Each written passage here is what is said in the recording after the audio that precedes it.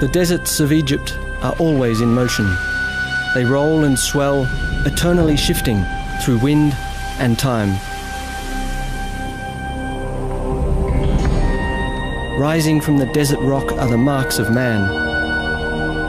Remnants of their tools remain, but the intellect that conceived these marvels is shrouded in mystery. New research sheds light on some of the most persistent questions about what the ancients knew. I've always been fascinated by ancient civilizations, and it is a fascination driven above all by the grand monuments the ancients have left behind. But the more I study those monuments, the more I learn about them, the more my mind keeps returning to the same simple but perplexing questions. What was the science, what was the technology that made these monuments possible? Where did it come from, and what were its legacies?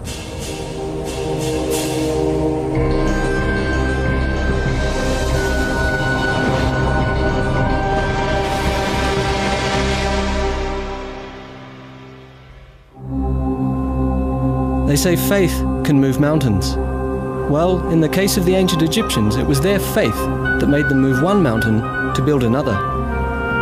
To do that, they invented not tools, but clever techniques and methods. I flew to Egypt, looking for remnants of their ancient past, to uncover something new about the ancient legacy.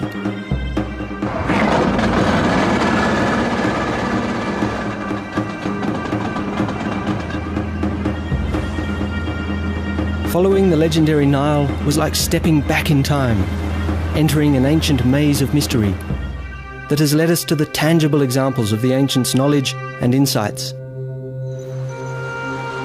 The earliest Egyptians lived in a world without science, in a world full of mysteries with few explanations. Their legacy began 7,000 years ago, when they sought to harness the Nile. Every year the river flooded following the snowmelt in the Ethiopian mountains 1,200 miles away.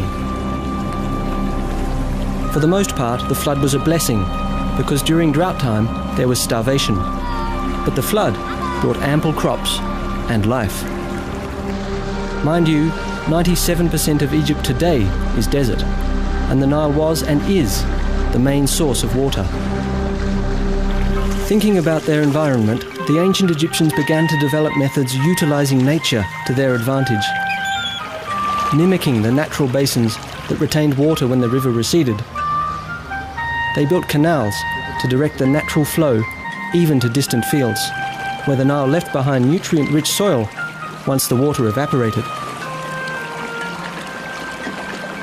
The Egyptians invented the world's first irrigation system, and the Nile became the key to their success. With a lot of time on their hands to think and wonder, the ancient Egyptians detected natural rules and cycles. The predominant force in their lives was the river. In a time before the era of hieroglyphs, we know that the ancients tried to predict its flood levels by carving markers into the rocks. Given their total dependence on the Nile, the Egyptians needed a way to forecast its behavior. Eventually, they built this pit designed to trap the rising water.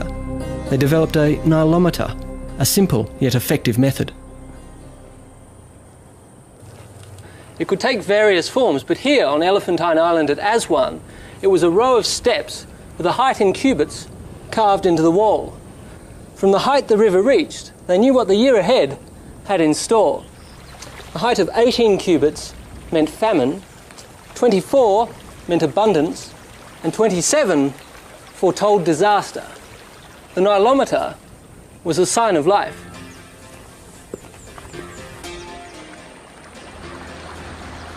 Following the cycles of nature, they formally divided their year into 3 seasons.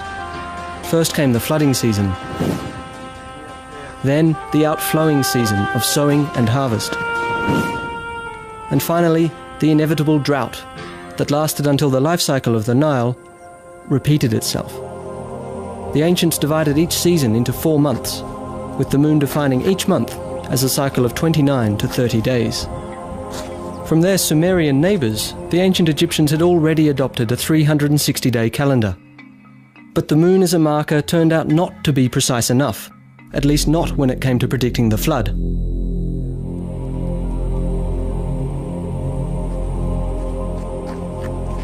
Eventually, they looked for another solution, one that would have far-reaching consequences. Step by step, they tried to find ways to order their world. And while discovering the rules and cycles of the night sky, the Egyptians noticed a particular star. Sirius, or Septet as they called it, rose once a year in mid-July around the beginning of the flood season. From then onward, this night marked the ancients' new year, an annual cycle of 365 days, just like our year today. Their desire to divide the day and calibrate time motivated the Egyptians to create markers of their own. I went to see this 3,500-year-old marker in Cairo. Though across Egypt, obelisks like these were already in use 2,000 years earlier. Like giant sundials, the ancients could tell from their shadow what time it was. But how do you know what time it is when no obelisk is nearby? By around 1500 BC, the Egyptians had invented a portable sundial. The principle was simple. They pointed an L-shaped scale bar toward the sun to create a shadow. For accuracy, a plumb bob helped keep the instrument level. If held horizontally and pointed directly at the sun, the shadow matched the width of the scale bar. And where the shadow falls tells you what time it is. You have, in other words, a clock. For the first time in history, the ancient Egyptians formally divided the day, even though not into hours, but into 24 parts, just like we do today. As they gained more insights into nature's rules and cycles, there remained one mystery to unravel. The sun died in the evening to be reborn the following day. The Nile flooded each year, its waters bringing life, but as the waters receded, there followed death. From this natural cycle, the ancients must have concluded there was more to life than met the eye. There were two sides to the coin. On this side, life, on the other, the afterlife. But there was a catch. Just as you needed a body for this life, so you needed a body for the afterlife, ideally your own and intact. And that would have a ripple effect. In the early days, the Egyptians buried their dead inside the earth, wrapped in linen beneath the shifting desert sand. But sandstorms would regularly devastate their gravesites and scatter the remains of the ancestors across the desert floor, destroying the bodies they so desperately needed, because without an intact body, they believed, there was no afterlife. So they began to find other methods and dug deeper into the desert rock, creating safer resting places. That is, for those who could afford them. Tomb construction followed a basic design. They dug a shaft with one or more chambers at the bottom. Once the deceased was placed inside, the shaft was sealed with sand or a heavy rock, and the entrance covered with mud bricks. This is one of the oldest mud brick tombs remaining. And while this is a large one, they took on individual sizes and shapes. Whether square or beehive, the covers expressed the Egyptians' idea of the primeval earth mound from which all life had once emerged, and from which the dead were resurrected. As longevity became an issue, they replaced mud brick. For regal burials, the ancients now used stones, still shaped like mud bricks, but they were more durable. With stone, the Egyptians built among the oldest superstructures in human history. These are mastabas, flat rectangular tombs, an Arabic term for stone bench.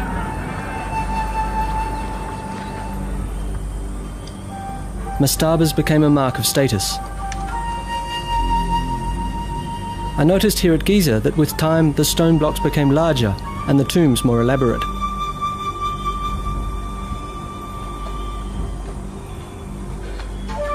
This was a burial shaft. I could see that the ancient craftsmen were true masters. The high level of finish makes it hard to believe they're 5,000 years old. At the end of the shaft, a mastaba like this contained one or more burial chambers depending upon wealth. A rectangular superstructure above the burial shaft contained a corridor, a chapel, and another important feature, a serdab. And your position in society? I met with the chief Egyptologist of the Giza Plateau, Mr. Mansour, to look inside a mastaba. Yeah. Here is the chapel, or the corridor, which leads to the chapel of the tomb. The chapel? Yes, but... You could see how important this tomb was by the level of finish and architectural detail. This, before the chapel of the tomb, you can see a corridor. And this corridor, if you look to the ceiling, you will see that they built it in a vaulted ceiling. Massive stone blocks form the walls and a saddle roof. Cleverly applying the right triangle, the ancient engineers calculated the arch, and then chipped away the stone to create the vaulted ceiling. It was one of the earliest uses of geometry. This corridor, they painted and they bought the wall paintings with the daily life scenes. Mr. Mansour pointed out that the ancients took gifts and material belongings to their grave, but that wall paintings replaced the world they lived in. These images were as good as the real thing, depicting cherished activities like winemaking and details of their daily lives as farmers. Each picture a magical, eternal offering expressed in art. Now what about this hole in the wall? What's happening here? If you look here to this niche, small niche, it should contain a statue of the serdab was empty. But traditionally, the statue that resided here offered the soul refuge in case the body was stolen. Now where is this afterlife? Here. The afterlife is here. This is the chapel, the most holy place inside the tomb. Can we have a look in? Yes, please. Now, what would happen in the chapel? This is the most sacred place inside this tomb, or in any other tombs, which comprises the false door. The false door. All the chapel was built for this false door. Why is it called a false door? Well, a false door because I think the ancient Egyptians loved the images, and this is the image of a real door.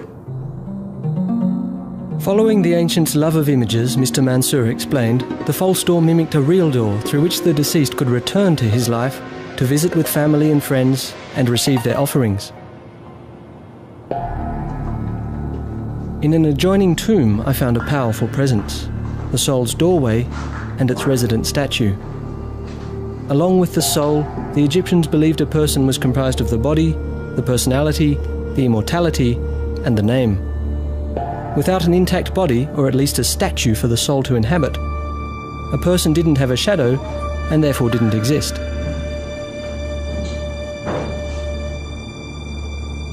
Their belief, however, was not the only motivator. Ego and politics were powerful forces too. It appears the time was ripe for someone to think outside the box. Mastabas were built to house the bodies of the dead for all time, and with the passing of the years they became larger and more ornate. Then, someone had a new idea.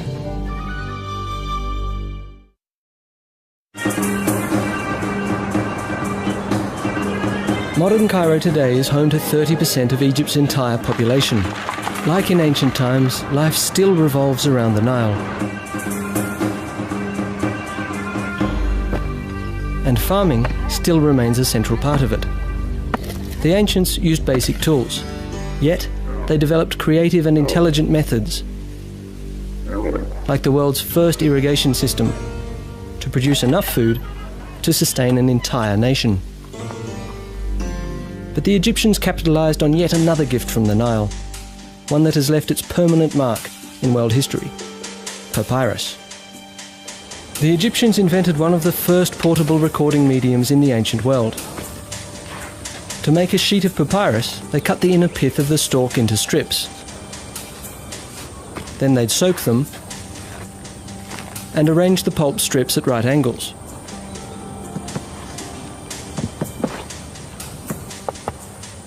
Pounding began the fibre fusing process.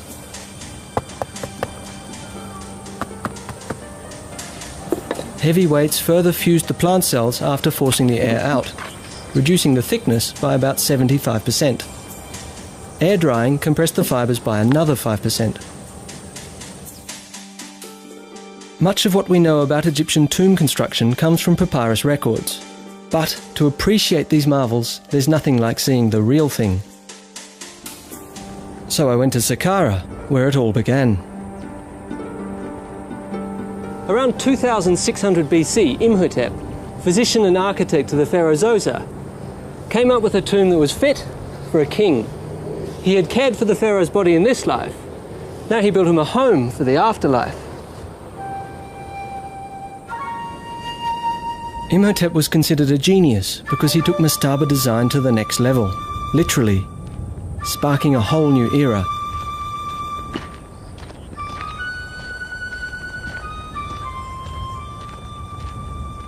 Imhotep started with a mastaba which he expanded on two sides and built from the ground up, a 4-step pyramid around it. While he was at it, he superimposed another even bigger construction over the first, until he had created a tomb with 6 steps, reaching over 200 feet into the sky. The subterranean chambers he connected by a 3.5-mile-long maze of shafts and tunnels. Really unbelievable if you think about it. We have no record of what went on in Imhotep's head, but his innovative design really speaks for itself. Had he not created an image of the sun's rays? Or was it a staircase leading Zoser's soul heavenward towards his afterlife? Imhotep's step pyramid stunned the ancient world, and Zoser's tomb became Egypt's first pyramid.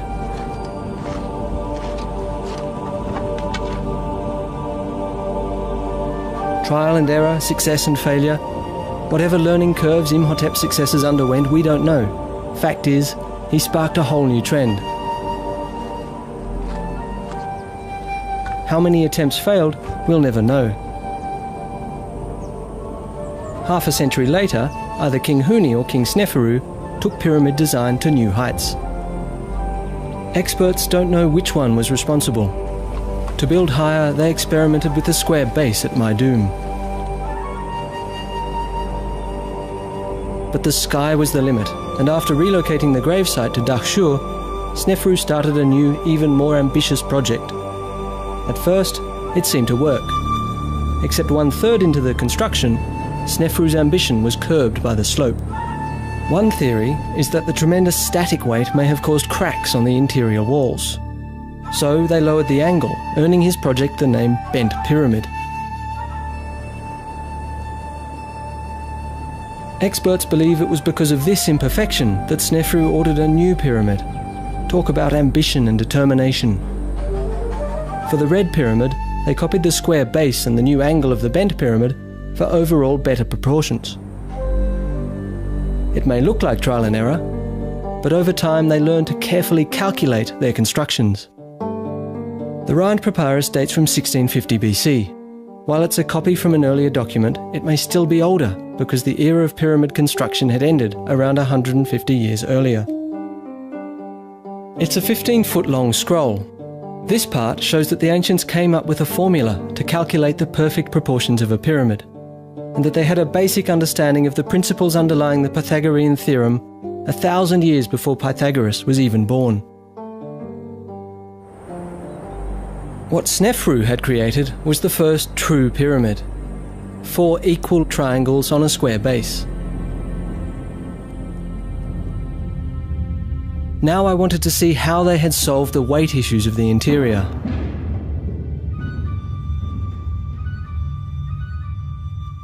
A corridor leads into 2 antechambers and 1 burial chamber. They're located in the centre, about 90 feet below the entrance.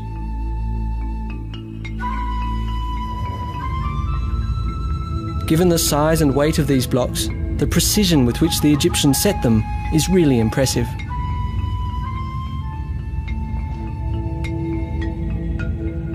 So this was how they distributed the massive weight.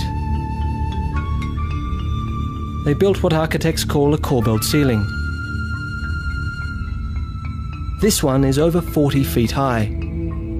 Each tier projects out just a few inches from the one below until they meet at the top. Wow!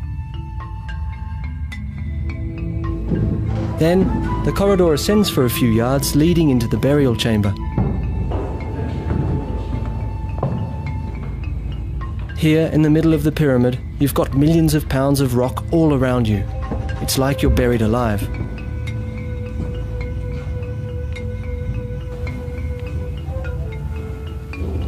The robbers have long since cleaned this place out, but the air in here smells like it hasn't changed in thousands of years. No fresh air gets in through this narrow passage, although the ceiling is 50 feet high. Stuffy doesn't come close. It's well over 90 degrees and the bats in here lace the air with a strong smell of ammonia. Phew. I can't tell you how good it feels to be out in the open air again. Today this is called the Red Pyramid, but originally it was white, covered in a glistening limestone casing to a height of 340 feet. But the sky was the limit. Soon the father would be outdone by the son.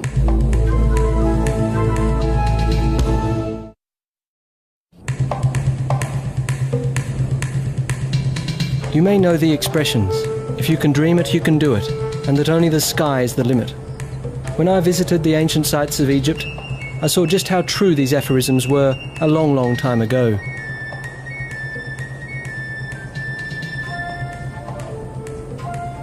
The ancient Egyptians created some of the most enduring structures in human history.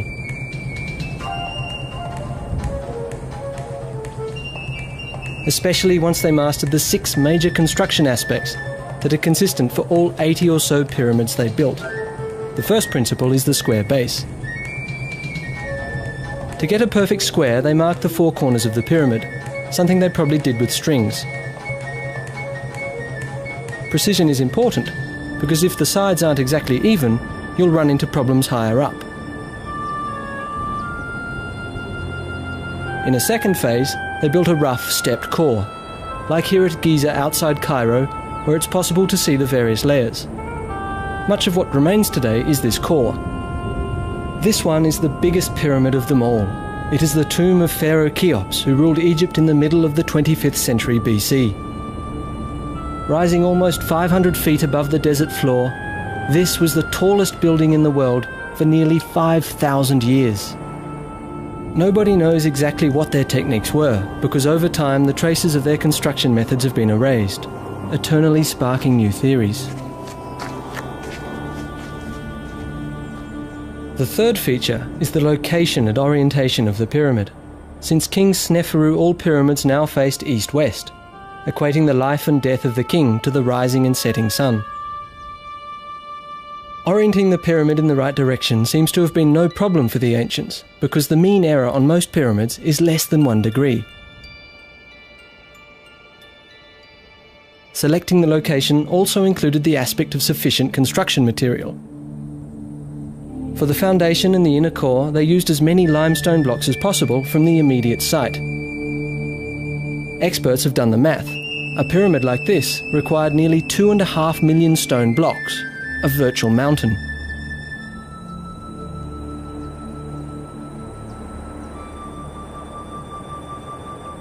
Here in the pyramid quarry, you can still see where they cut the core blocks out of the bedrock.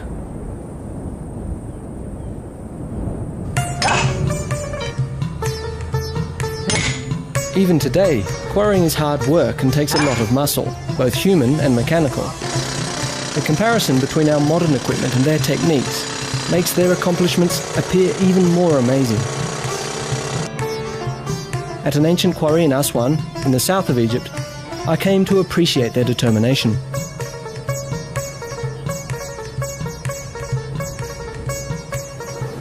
This is a block of dolerite, and believe it or not, it was all the Egyptians needed to quarry huge blocks of granite. They'd use it much like a sledgehammer, pounding away till they had holes like these, and eventually they'd have a trench. The work must have been extremely tedious, but it was very effective.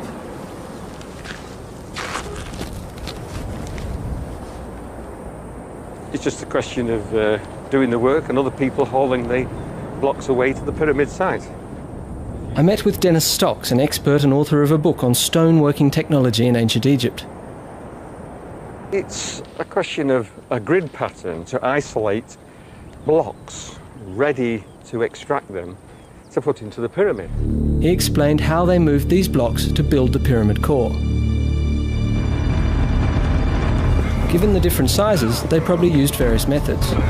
In some cases, they probably dragged the blocks, while in others, they used sleds and wooden rollers. With simple wood levers, they most likely set the larger blocks in place.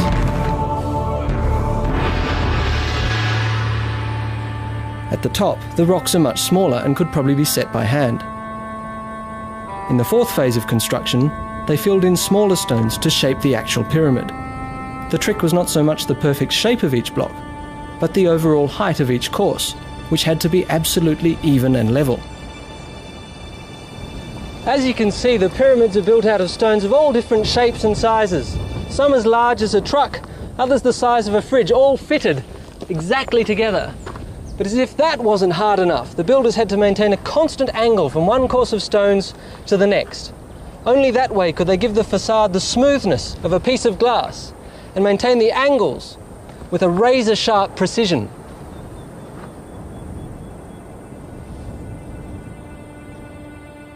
The fifth aspect of pyramid construction was the right angle, the slope, and its proportion to the square base. This was crucial in terms of durability. Finally, there were the white, smoothly finished limestone casing blocks. In most cases, they've been stripped away as the pyramids themselves became quarries. The cap on Cheop's son, Khafre's tomb, is a remnant of that. I knew that Dennis had done some research on the casing blocks.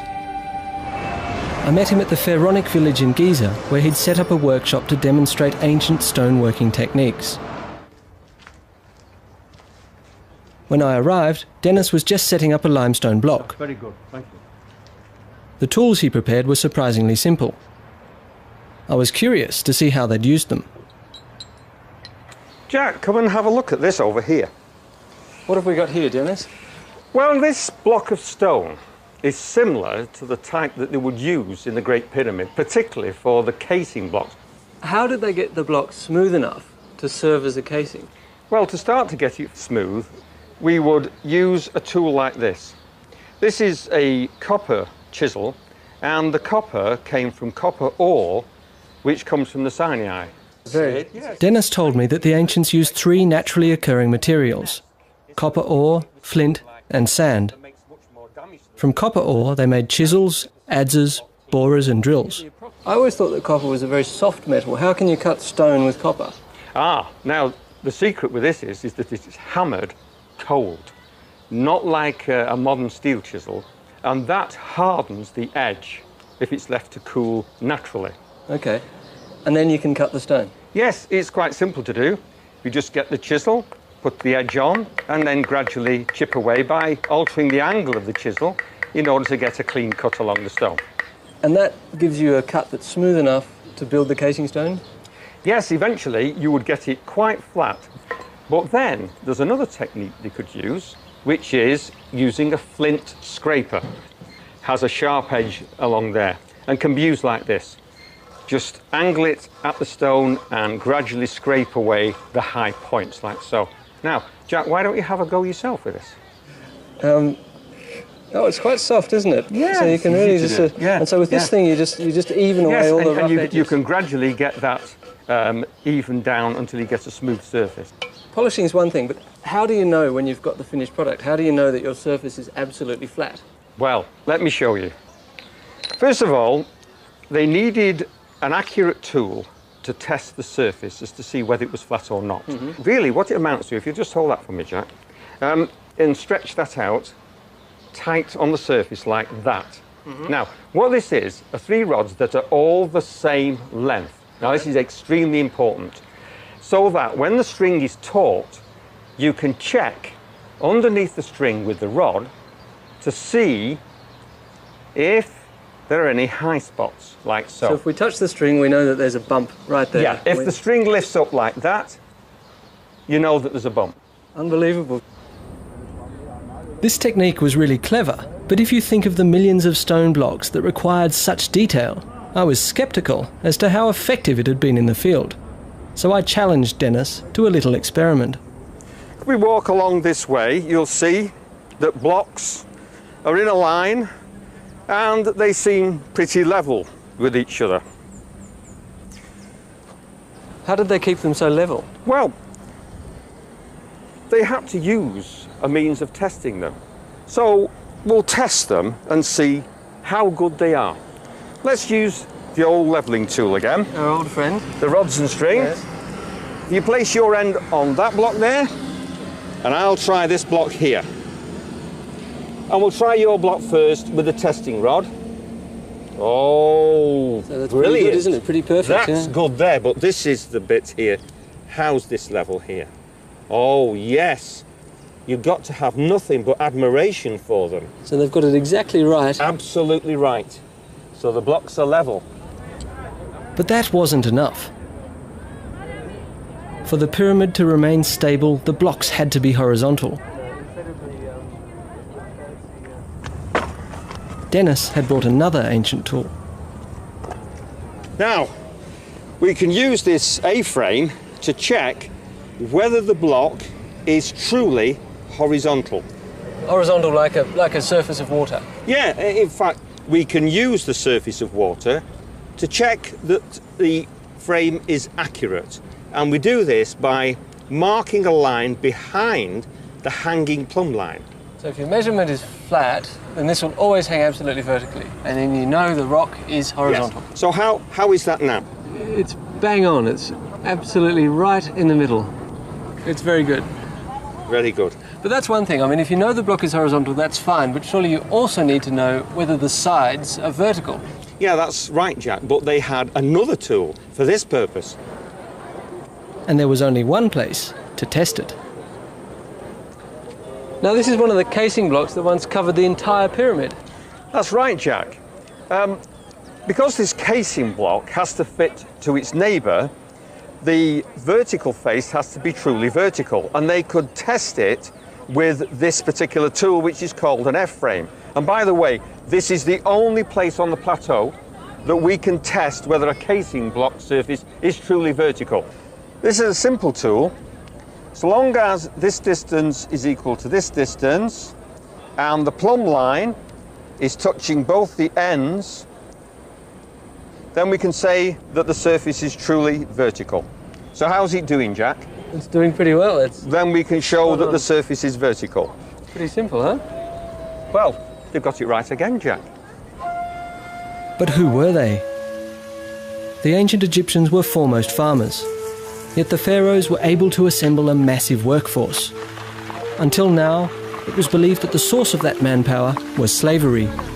But new evidence suggests otherwise. The pyramids were not built on the backs of slaves, but rather on devotion and commitment.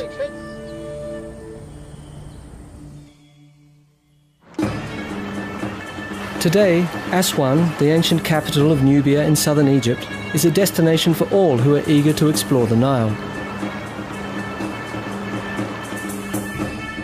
In ancient times, Aswan was first and foremost the source of special stones for a special purpose inside the tombs.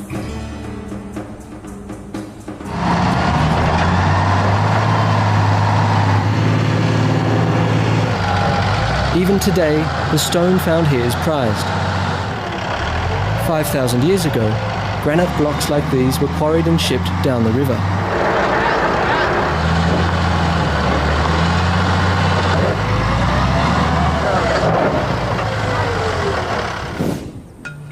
While the quarry gangs toiled away, moving one mountain to build another, other crews worked here at the Pyramid Harbour. It was called a harbour because it was, believe it or not, full of water, connected by canal to the Nile. It was a scene of heaving activity, like a modern container port. For it was here that all the fine stones arrived by boat. Here the stones were unloaded and then hauled up the hill to the pyramids.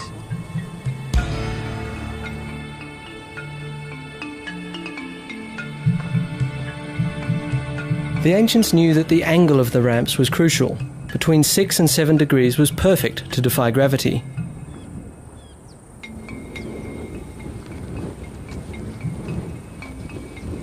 From the harbour, the stones were loaded onto sleds, which were then hauled up the hill, lubricated with powdered lime and water, reducing the friction by 90%.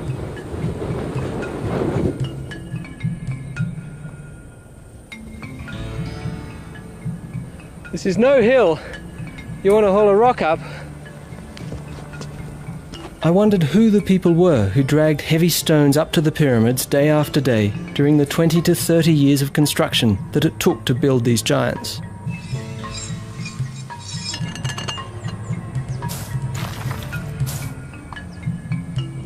So I went to the foot of the Giza Plateau, where a graveyard is being excavated. It is the resting place of those who worked on the pyramids nearby. The graves provide a glimpse of the workers' lifestyle and hint at the social and economic importance pyramid construction held for the entire nation. Dr. Hawass, what do the tombs tell us? This is the first time actually that we know about the life of the workmen who built the pyramids. Before that, we know a lot about nobles and officials and kings and queens, but nothing about the common people who represent 80% of the nation in that time. And Dr. Zahi Hawass, Secretary General of Antiquities, met with me to share the latest discoveries. How was it that the Egyptians managed to get so many people working on such a colossal enterprise? Was this a system of forced labour, of coercion, or was it more a system of cooperation? You have to understand one important thing, that the pyramid was the national project of the whole nation, the whole country. The 1,600,000, who actually was the number of population in Egypt in that time, dedicated their life to build that pyramid because it is for the king, who is actually the god. So it's certainly not an army of forced slaves. No, we believe that the number of the workmen was only 10,000 workmen. Maybe 1/3 was actually a permanent workman who worked for the king permanently. And the rest will be workmen, young people, who came through the support of the households in the Delta and in Upper Egypt. Contrary to what has been assumed, evidence emerges that the basic workforce, the muscle power in the construction of the pyramids, were not slaves, but devoted farmers. Every family had to send their share. You know, like today, if you go to any village in Upper Egypt or Lower Egypt, they do like the time of building the pyramid. If you try to build your house, you'll find that every day, every family in the village will bring you food. Building the pyramid was the same like this. What about the Nile and the annual flooding that occurred? Did that affect the work on the pyramids? It does, but it helped in working the pyramid because when the flood completely covered Egypt, there is no work for anyone. What you've described here is really a small city. 10,000 people is a lot of people. How did they organise that? A crew consists of 2,000 workmen. And they divide the crew to 2 gangs. Each gang consists of 1,000 workmen. Each gang had a name, like Friends of Khufu, Main Kawarais Drunk. Each group had an overseer. Then the whole 10,000 were organized by groups, by gangs, by small groups. Then this whole organization could be very easy. They had a big area, like a canteen or for feeding all the workmen. You have all storage facilities to store all their equipment, the tools. Because each workman cannot own a tool. The tools were owned by the government. They have people who take care of their clothes. They have people who take care of their food. They have people who really prepare everything for them. Like a pyramid? Yeah. Why do we wonder all the time about building the pyramid? The administration of building the pyramid is more genius to anyone than really building the pyramid itself. And this is why the pyramids built Egypt. Because building this pyramid made them to know about art, technology, and science.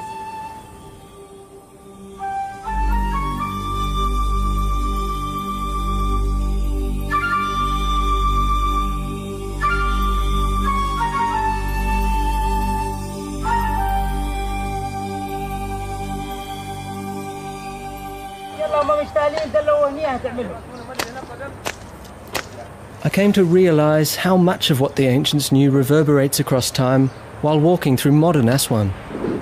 I happened to pass by a construction site where the techniques were strikingly similar to the ancient methods. Simple tools, muscle power and knowledge passed down for generations were all they needed to encase a slope. Strings are still used to keep the surface level. There, like a slice out of time, I saw what it may have looked like thousands of years ago in ancient Egypt. The Egyptian faith in an afterlife spurred not only science and technology, but commerce. Like modern Cairo, the workers' village required a huge amount of supplies on a daily basis.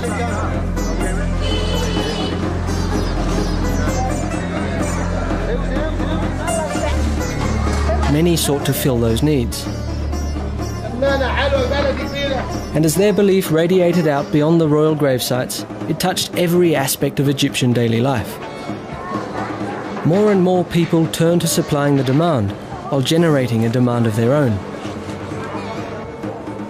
Undertaking and all aspects associated with it became a major industry. Incense, balms and ointments that had been the king's prerogatives were now also desired by the masses. Salam. I need an ancient perfume. This is Ramses. This is stronger and fresh. You want something more stronger? Or lace or... This one? This is lotus flower. Oh, it's very strong. It's a very strong flower. Okay. Believed to be the scent of the gods, perfumed oils were applied to the skin for both cosmetic and medicinal purposes, and also used in the mummification process. So you could say that perfume was yet another invention we owe to the Egyptians' belief in the afterlife.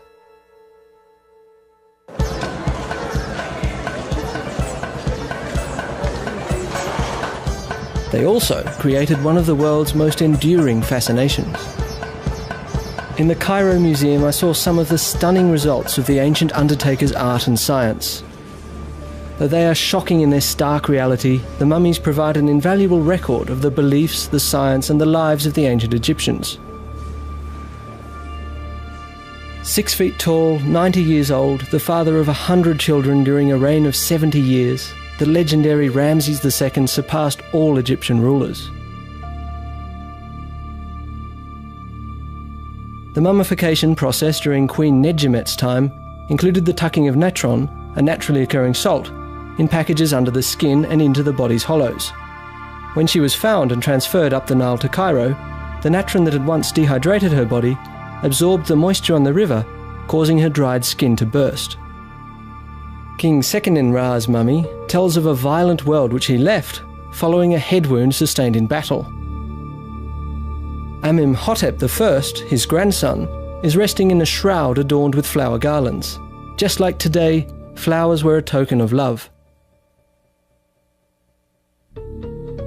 The mummies tell us that the Egyptians set broken bones, performed amputations and suffered, like many of us, from arthritis.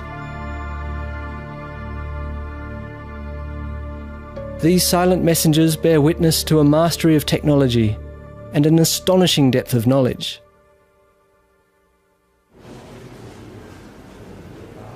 Nearby, I found another ancient marvel, a hollowed-out granite block, the ancients' coffin or sarcophagus. The surface was astonishingly smooth. Cleverly, they cut the lid from the same block. An amazing piece of expert craftsmanship and precision. It really makes you wonder. Working granite requires a lot of mechanical force, where we use pneumatic equipment. All the Egyptians needed was a simple yet nifty technique.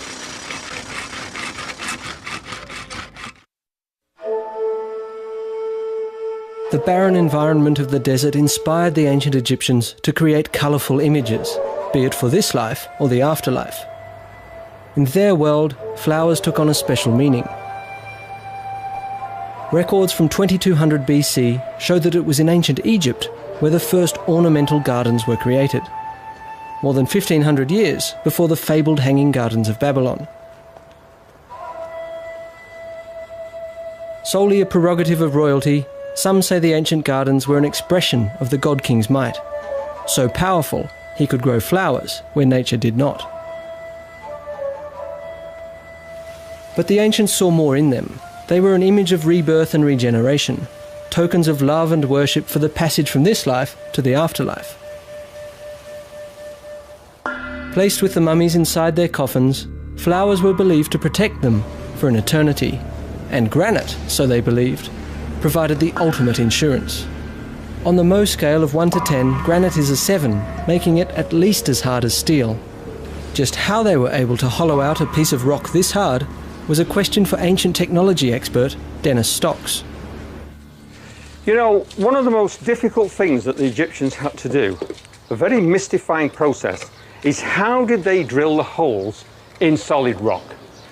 Anyway, this is the way that they did it. First of all, they had a copper tube which had a shaft of wood driven part way into it so that there's a space in the tube underneath.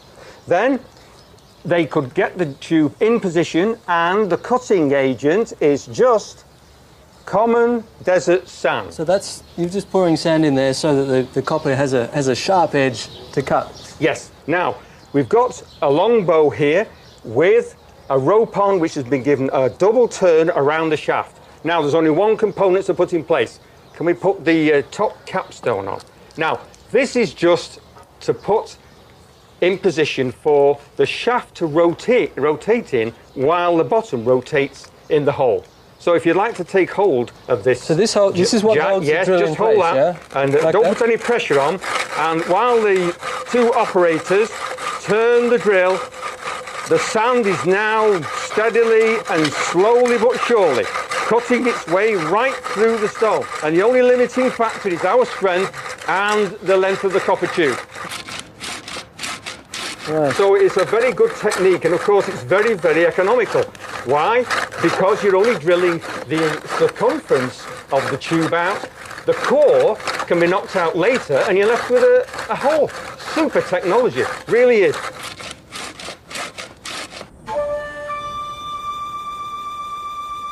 With basic tools but masterful application, the ancient Egyptians created world wonders.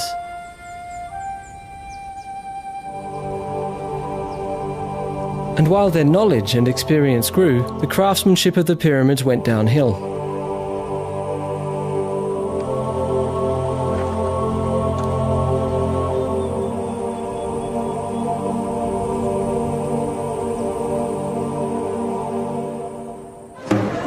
As industries expanded and diversified, social classes emerged that were no longer dependent on the royal family.